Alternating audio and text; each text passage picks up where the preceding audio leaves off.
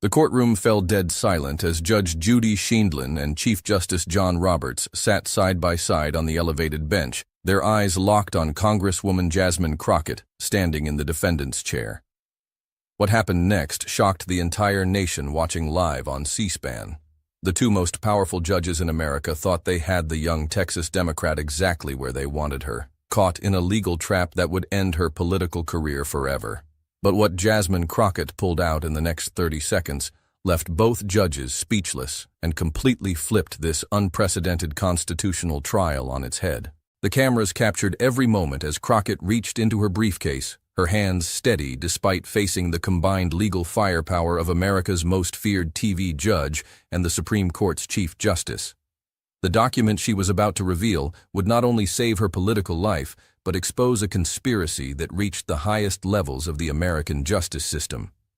Before we dive into this incredible story, drop a comment telling us where you're watching from, and don't forget to hit that subscribe button so you never miss these explosive political moments that are reshaping America right before our eyes. This wasn't just another political hearing.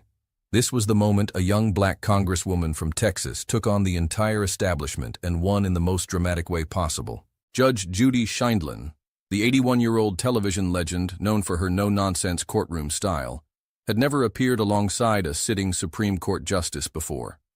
With over 25 years of making grown adults cry on daytime TV, she was famous for her sharp tongue and ability to cut through lies like a knife through butter. Her catchphrase, "Don't pee on my leg and tell me it's raining," had become legendary among fans who watched her demolish unprepared litigants daily. Chief Justice John Roberts, 69, represented the pinnacle of legal authority in America. Appointed by President Bush in 2005, he had overseen some of the most controversial Supreme Court decisions in modern history. Known for his measured tone and constitutional expertise, Roberts rarely appeared in public forums outside the marble halls of the Supreme Court. His presence in this televised hearing meant something big was happening. The unusual pairing came about through a special congressional subpoena that allowed for a joint civilian constitutional court hearing, something that had never been attempted in American history. The legal precedent was shaky, but the political pressure was enormous. Congresswoman Jasmine Crockett, 43, had become one of the most vocal and fearless voices in the Democratic Party since winning her Texas seat in 2022. A former public defender and civil rights attorney, she made her mark by taking on powerful figures without backing down. Her viral moments included calling out Marjorie Taylor Greene's bleach-blonde, bad-built butch body and consistently challenging Republican hypocrisy on the House floor. Crockett's legal background made her dangerous to establishment figures who preferred politicians they could easily intimidate. She knew constitutional law, criminal procedure, and wasn't afraid to use her knowledge. Her social media following had exploded to over 2 million across platforms, making her an influential voice for young progressives and civil rights advocates. The charges against her seemed designed to destroy her career: alleged misuse of congressional funds, ethics violations, and conspiracy to obstruct justice. If convicted, she would not only lose her seat, but face potential prison time. This hearing represented more than just one congresswoman's fate. Conservative legal scholars had crafted this case as a test of whether outspoken progressive politicians could be held accountable through joint judicial proceedings. Success here would open the door to similar prosecutions of other rising Democratic stars. For Crockett's supporters, this was clearly a political hit job designed to silence one of the most effective young voices challenging the status quo. Civil rights organizations had rallied behind her, calling the proceedings a dangerous precedent that threatens democracy itself. The entire nation was watching because the outcome would determine whether aggressive political rhetoric could be criminalized and whether the judicial system could be weaponized against elected officials. Constitutional lawyers on both sides agreed this case would reshape American politics for decades. Media coverage was unprecedented. CNN, Fox News, MSNBC, and every major network had dedicated special programming to the proceedings. Social media was already buzzing with "Number Justice for Jasmine" and "Number Accountability Matters" hashtags trending simultaneously. The courtroom was packed with reporters, legal observers, and congressional colleagues from both parties. The tension was so thick, you could cut it with a knife as everyone waited to see if the establishment would successfully destroy one of its most vocal critics.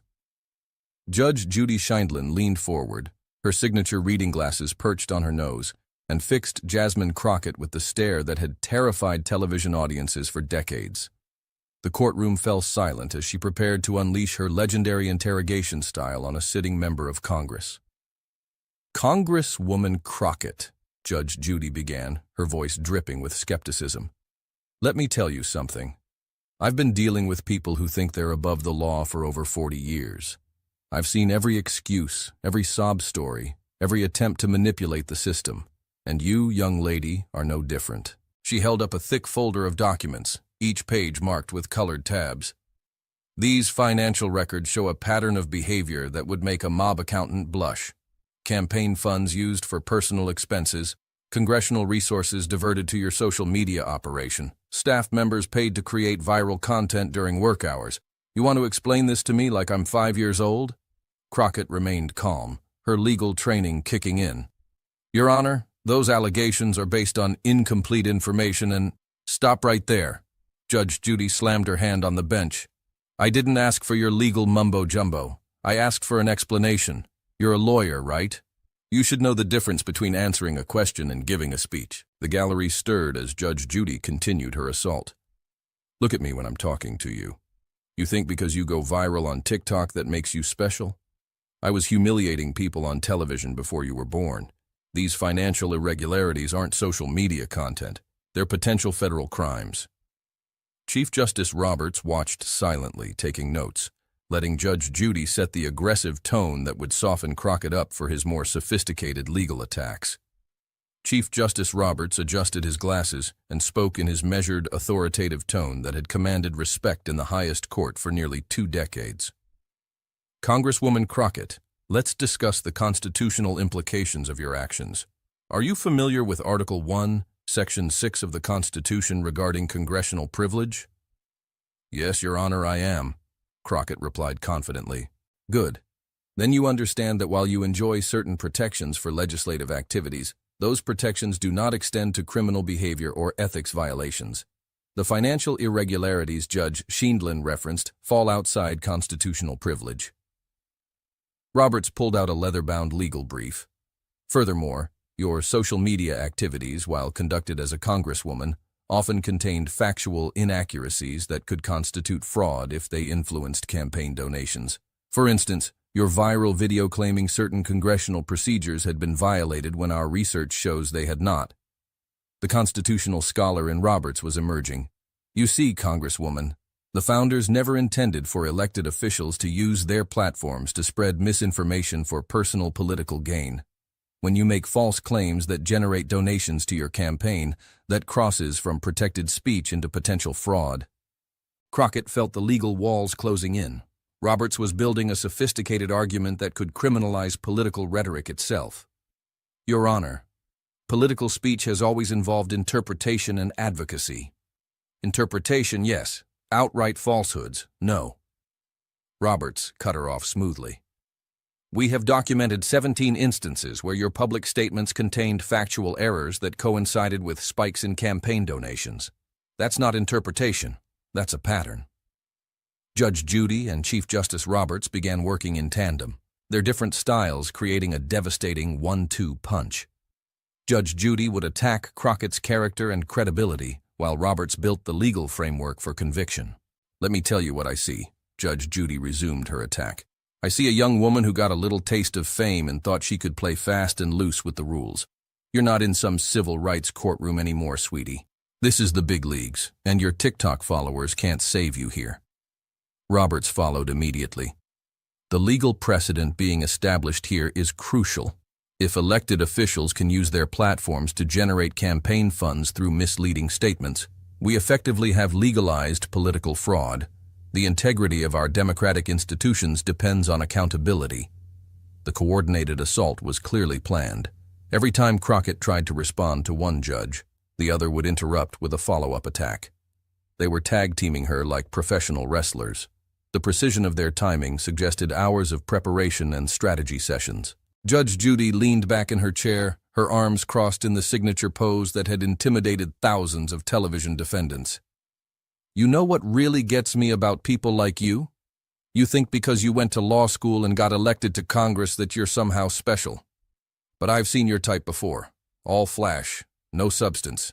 You use big words and fancy legal terms to hide the fact that you're just another politician with your hand in the cookie jar. The gallery murmured as she continued her character assassination. Your social media presence isn't political activism. It's a business. You figured out how to turn controversy into cash, and now you're mad that someone finally caught you. Well, congratulations, counselor. You just learned that actions have consequences. Roberts adjusted his glasses and dove deeper into the constitutional framework. Furthermore, Congresswoman, your defense seems to rely on a fundamental misunderstanding of legislative privilege. The speech or debate clause protects legitimate legislative activities, not financial misconduct disguised as political communication. When you use your congressional platform to generate personal income through questionable means, you step outside the bounds of protected activity. He pulled out another legal brief, this one bound in Supreme Court letterhead. The court has consistently held that constitutional protections are not absolute. In the landmark case of United States v. Brewster, we established that bribery and corruption are not protected by legislative immunity. Your social media monetization scheme bears troubling similarities to those precedents. Your Honor, Crockett attempted. The First Amendment protects political speech, even when it's aggressive or critical of.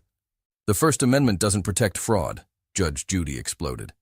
And it certainly doesn't protect stealing taxpayer money to boost your social media presence. You think the Constitution is some kind of get-out-of-jail-free card? Roberts nodded approvingly. Judge Sheindlin raises an excellent point.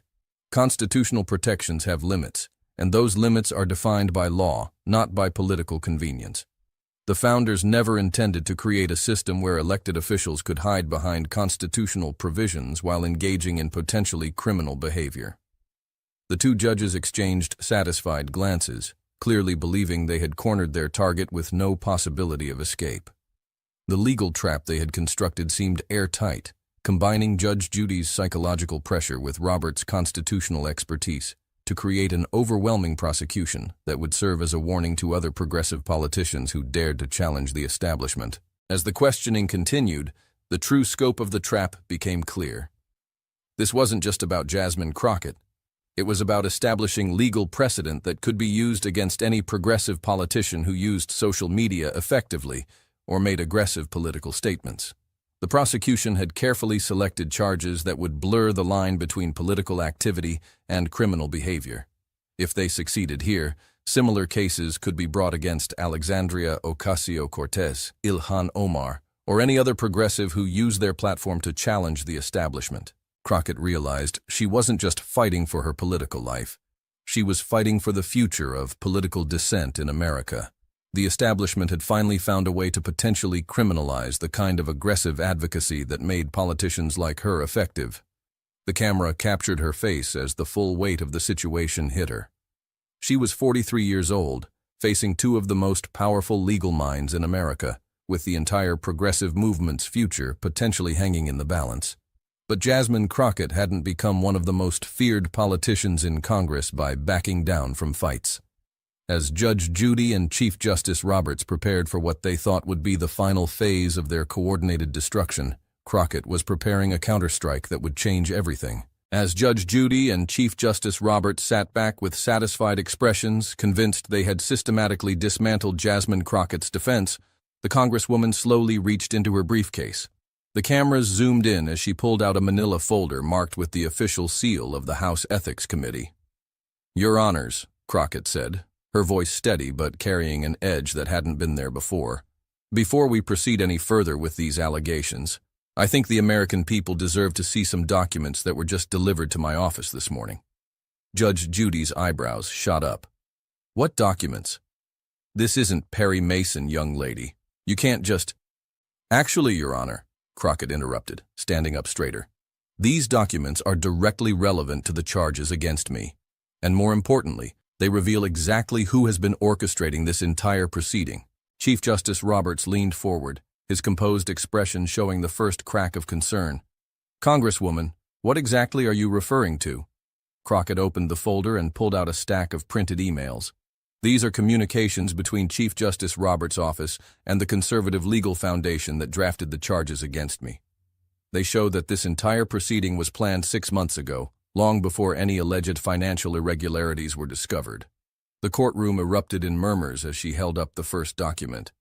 This email, dated March 15, 2024, shows Chief Justice Roberts' chief clerk discussing the Crockett strategy with Heritage Foundation lawyers. Quote, "We need to establish precedent for prosecuting progressive politicians before the 2024 elections. Crockett is the perfect test case, young, viral, and vulnerable." Judge Judy's face flushed red. That's completely inadmissible hearsay." "Is it?" Crockett shot back, her prosecutor instincts taking over. "Because these emails were obtained through a proper congressional subpoena. Judge Sheindlin, you've spent decades telling people that the truth always comes out. Well, here's the truth." She pulled out another document. "This communication shows that the alleged financial irregularities you mentioned were artificially created by changing congressional accounting procedures 3 weeks before my office submitted our reports. The violations you're prosecuting me for were legal under the rules that existed when we followed them." Crockett turned her attention to Judge Judy, her voice gaining strength with each revelation. "And Judge Sheindlin, your participation in this proceedings wasn't random either. These documents show that you were specifically recruited because of your television persona and ability to intimidate defendants in front of cameras." She held up another email. "This communication from the Conservative Legal Defense Fund to your agent reads, 'We need Judge Judy's aggressive style to break Crockett down publicly. Her television reputation will add credibility to the proceedings while ensuring maximum humiliation.'" Judge Judy's jaw dropped. For the first time in decades of television, the woman who had never been speechless was literally without words. "You want to talk about patterns?" Crockett continued, now fully in prosecutor mode. "Let's talk about the pattern of using the judicial system to silence political opponents. This entire proceeding is a sham designed to intimidate any politician who dares to challenge the status quo." Turning to Chief Justice Roberts, Crockett's voice took on the authority of someone who had studied constitutional law at the highest levels. "Chief Justice Roberts, you mentioned Article 1, Section 6 of the Constitution. Let me remind you of the full text. Senators and representatives shall in all cases except treason, felony, and breach of the peace be privileged from arrest during their attendance at the session of their respective houses, and in going to and returning from the same. And for any speech or debate in any place, they shall not be questioned in any other place." She stepped forward confidently. "Every single allegation against me involves speech and debate activities.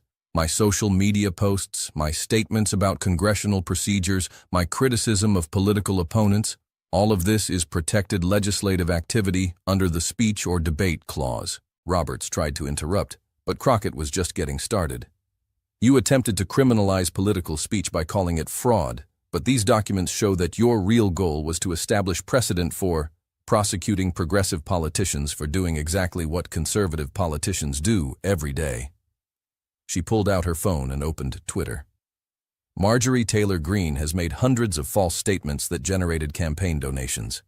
Jim Jordan regularly makes claims about congressional procedures that are factually incorrect. Where are their prosecutions?" But Crockett's biggest revelation was yet to come. She reached into her briefcase one more time and pulled out a recording device.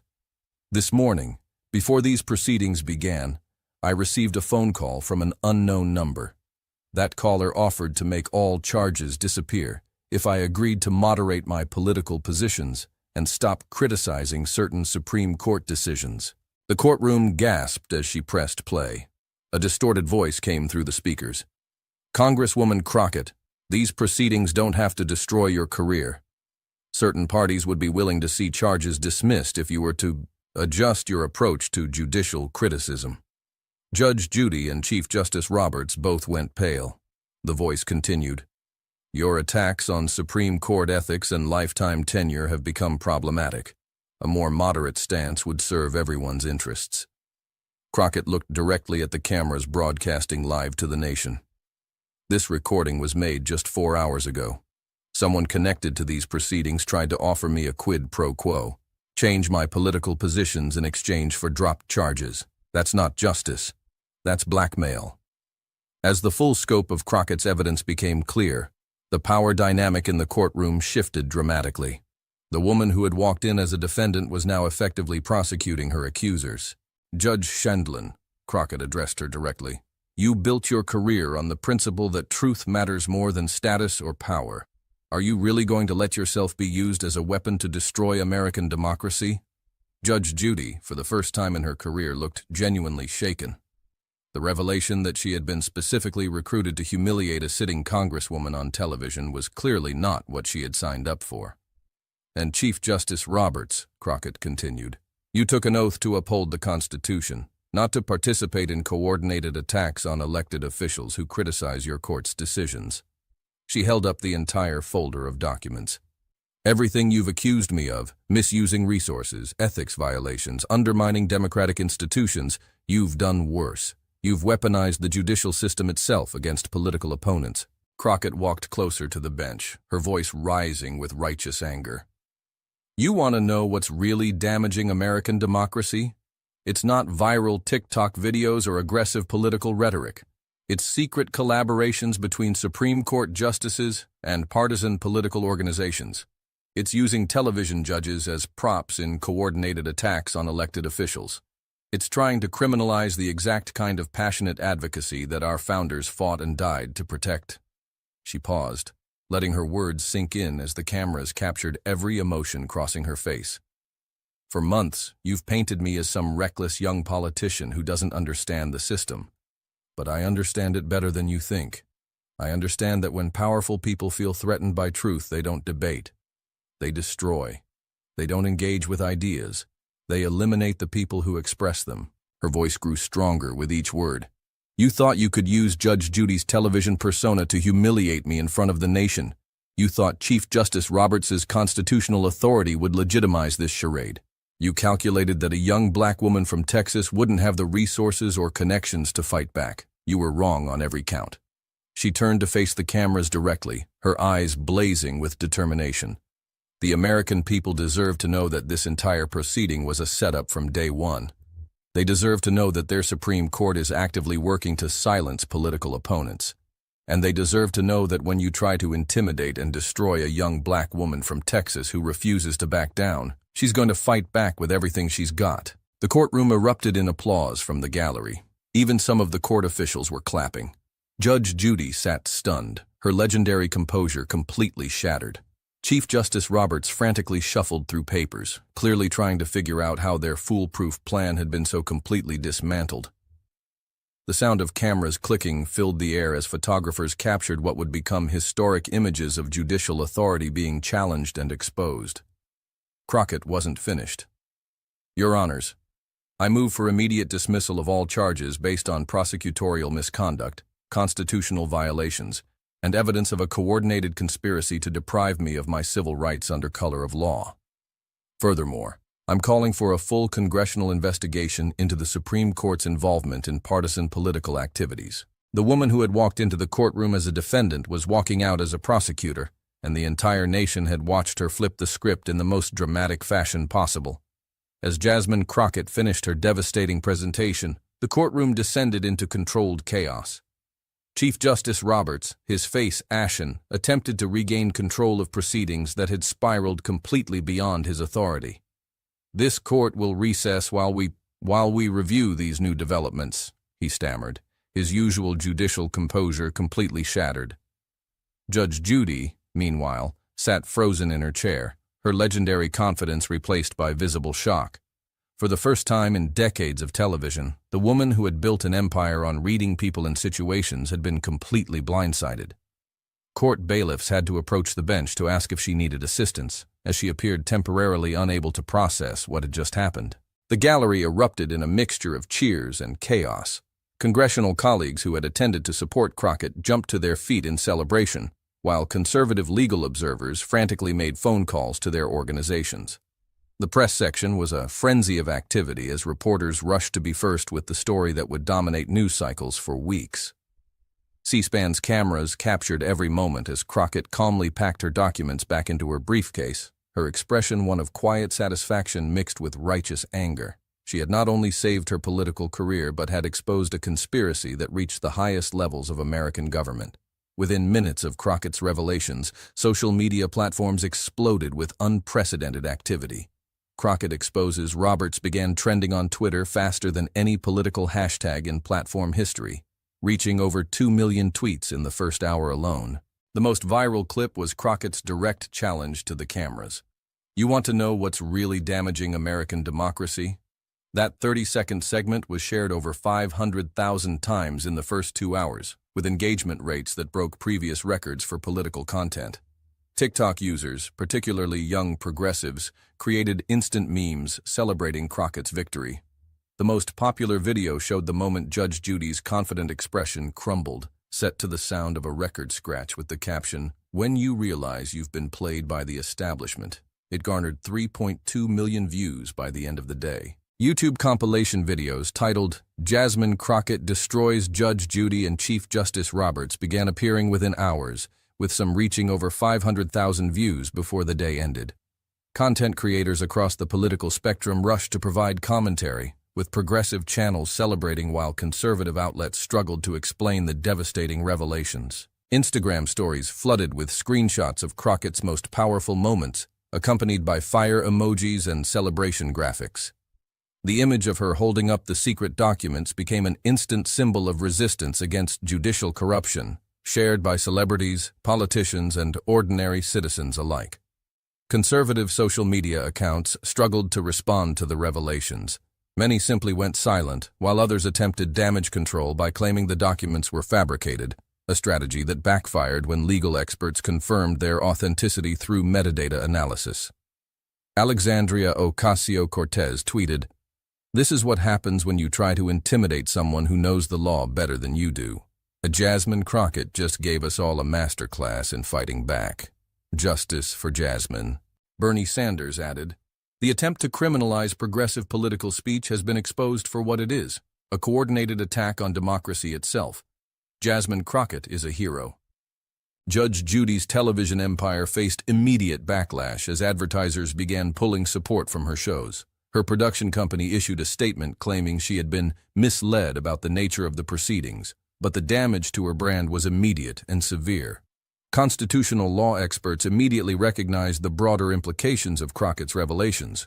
Professor Lawrence Tribe of Harvard Law School tweeted, "If these documents are authentic, and they appear to be, we're looking at potential criminal conspiracy charges against sitting Supreme Court justices.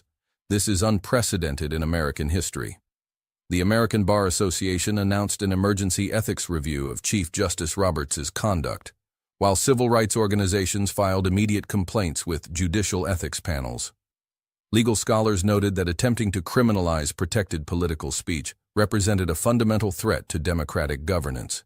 The recording of the mysterious phone call offering a quid pro quo deal sparked FBI interest, with sources confirming that federal investigators had been contacted about potential criminal violations. The attempt to coerce a sitting Congresswoman into changing her political positions in exchange for dropped charges potentially violated multiple federal statutes. State bar associations in Texas and New York announced reviews of the conduct of all attorneys involved in the case, including the prosecutors who had filed the original charges. The revelation that the financial irregularities had been artificially created through rule changes raised questions about prosecutorial misconduct that could result in disbarment proceedings. Major news networks struggled to keep up with the rapid developments. CNN's Anderson Cooper called it the most dramatic courtroom reversal in modern American history, while Fox News found itself in the awkward position of having to report on the exposure of conservative legal organizations that many of their commentators supported. MSNBC dedicated an entire evening to the Crockett Files, bringing in constitutional experts to analyze the implications of each revealed document.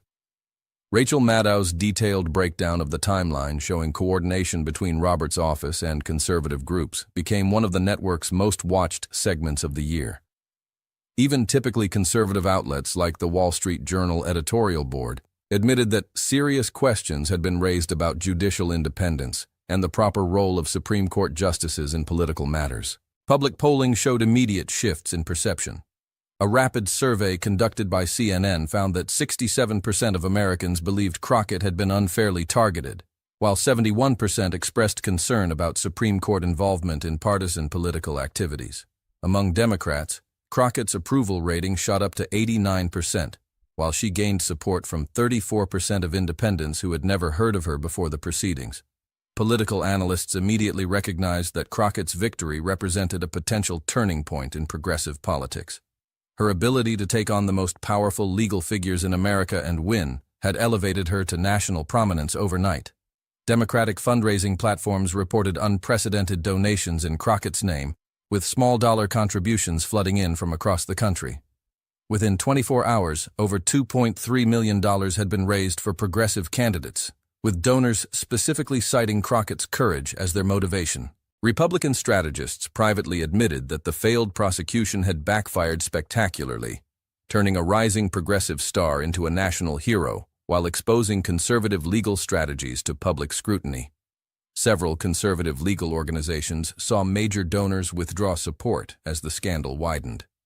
The precedent Crockett had established, that coordination between Supreme Court justices and partisan organizations could be exposed and challenged, sent shockwaves through Washington's legal establishment. Other progressive politicians facing questionable prosecutions began demanding similar discovery of communications between prosecutors and conservative groups. In the aftermath of her courtroom triumph, Jasmine Crockett emerged as a transformed political figure. No longer just a rising star in the Democratic Party, she had become a symbol of resistance against judicial overreach and establishment corruption. Her congressional office reported receiving over 50,000 messages of support in the first 48 hours, including offers of assistance from constitutional lawyers, civil rights organizations, and political groups nationwide. Universities began inviting her to speak about constitutional law and political resistance.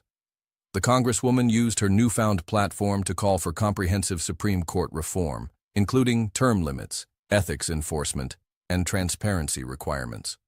Her detailed knowledge of constitutional law, combined with her proven ability to stand up to powerful opponents, made her voice particularly credible on judicial issues.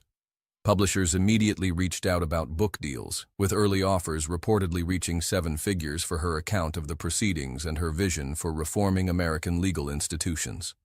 Hollywood agents inquired about movie rights, recognizing the dramatic potential of her David versus Goliath victory. As the dust settled from one of the most dramatic political events in recent American history, the lasting impact of Jasmine Crockett's courtroom victory became clear. She had not only saved her own political career, but had exposed a systematic effort to weaponize the judicial system against progressive politicians. The failed prosecution revealed the extent to which conservative legal organizations had infiltrated the highest levels of American government, working to criminalize political dissent and silence opposition voices. Crockett's evidence showed that the independence of the Supreme Court itself had been compromised by partisan political activities.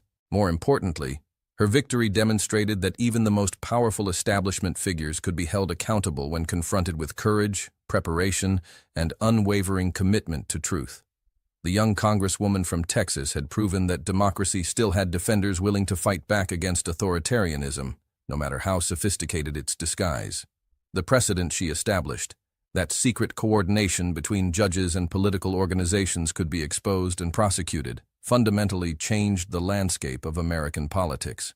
Future attempts to weaponize the courts against political opponents would now face the Crockett standard of transparency and accountability. As she left the courthouse that day, Jasmine Crockett had transformed from a target into a hero, from a defendant into a prosecutor, and from a rising star into a proven leader.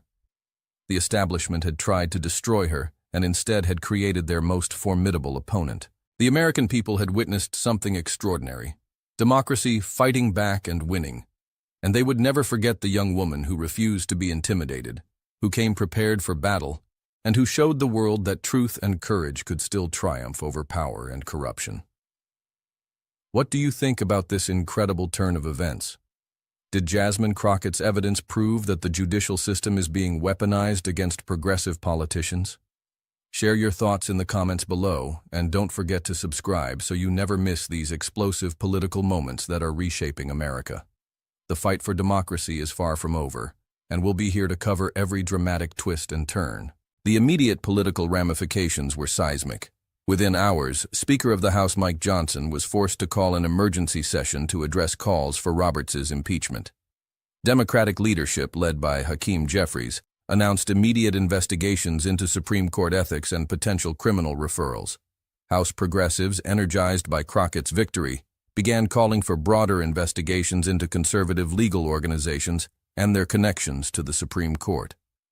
The Heritage Foundation and Conservative Legal Defense Fund saw their nonprofit statuses questioned as lawmakers demanded transparency about their funding and activities. Chief Justice Roberts attempted damage control through a hastily arranged Supreme Court statement claiming he had been consulting on constitutional matters rather than participating in political targeting.